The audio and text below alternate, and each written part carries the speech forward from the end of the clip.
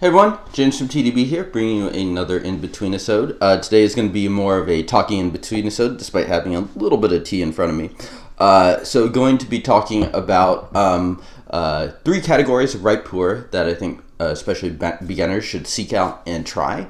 I don't think the categories of ripe pu'erh are quite as obvious as raw pu'erh. I did an episode about a year ago that I definitely recommend beginners check out on the sort of categories of raw pu'erh that I recommend people seek out. One thing that is sort of interesting is that, it's just the types, the categories of tea that I think you should try are not necessarily proportionally represented in the sort of like tea vendors that are selling the majority of pu'erh. So I think it's worth being a little bit intentional about seeking those out, both for raw as well as ripe pu'erh. So the goal of sort of sampling and just learning about pu'erh at the beginning is to get a pretty good idea of the variations and range, but you also want to have like a decent enough tea threshold that you're not just sampling bottom of the barrel tea where the issue is the quality of the tea rather than the category of tea. So you're basically trying to learn your preferences, which one you tend to like, and that way you can just sort of have a solid base to jump off from and, do different samplings, decide where you want to go from there, and just sort of decide your own sort of tea trajectory, so to speak.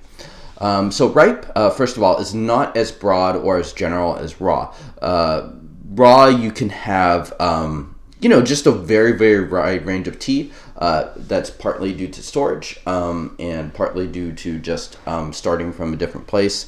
So young ripe tea is going to taste a lot closer to 5-year-old ripe tea than 0-year-old raw is to 5-year-old raw, depending on the storage. Storage matters, I think, more for raw pu'erh, so that also kind of mutes the variation that you're going to get from ripe.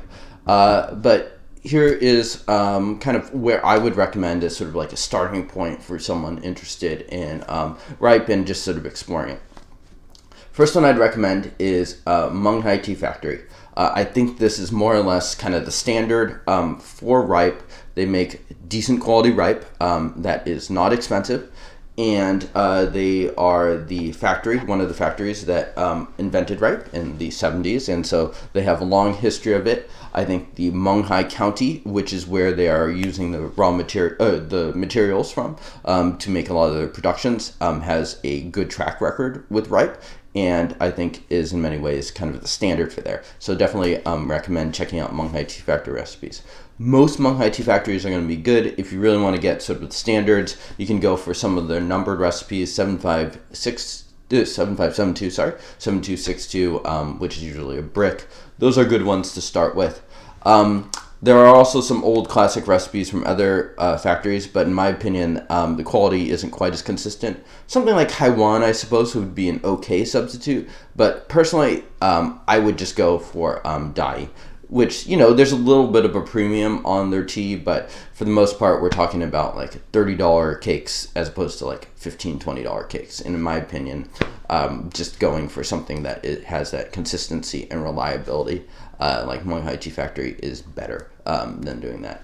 You can buy recipes that are from this year, last year. I think it's generally fine. Generally, they will rest the ripe tea after sort of the fermentation, so you're not going to get too much stinkiness or whatever that some people will get on their initial experiences there. So I think that's probably first category, Mung Tea Factory, right?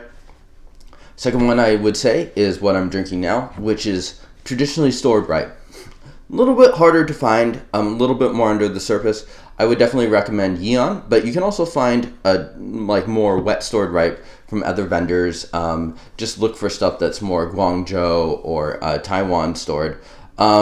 Traditional storage, though, it can be a little bit different from those wetter storage things. So my recommendation would be in general to go for something like Yeon, where it is actually traditionally stored, and the product ends up being, kind of different. But I personally like it. I'd say in the past year, that's probably the majority of ripe that I've drank, and I really am a fan.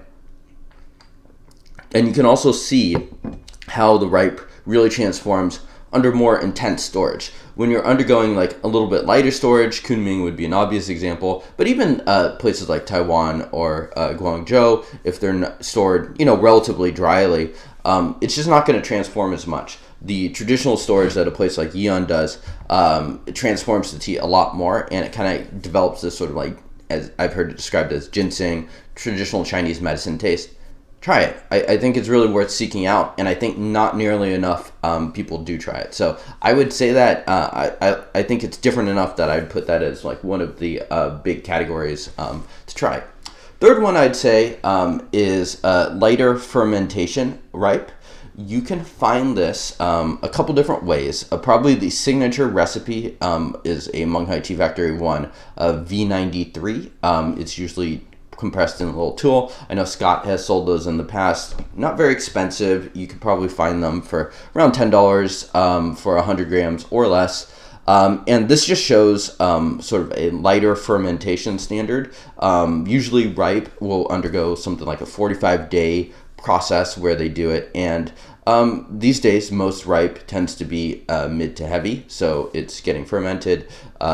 So try out the lighter fermentation, see if you like that. The result is going to be a little bit different. The idea is also that it has a little bit more room to age and that sort of thing too, so that can be interesting to people as well.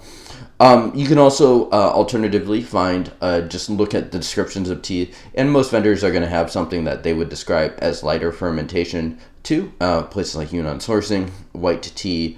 White to Tea notably does have like some very high-end lighter fermented ripes. That's going to be pretty different from the V93, so if you are interested in that, I'd still recommend sort of getting the example from Mung Tea Factory too, but some other options to try.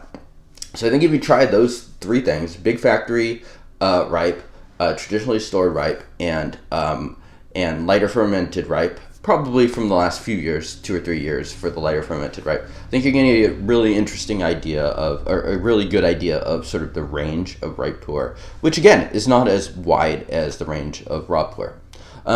So a couple sort of bonus, I think, categories that you can try too.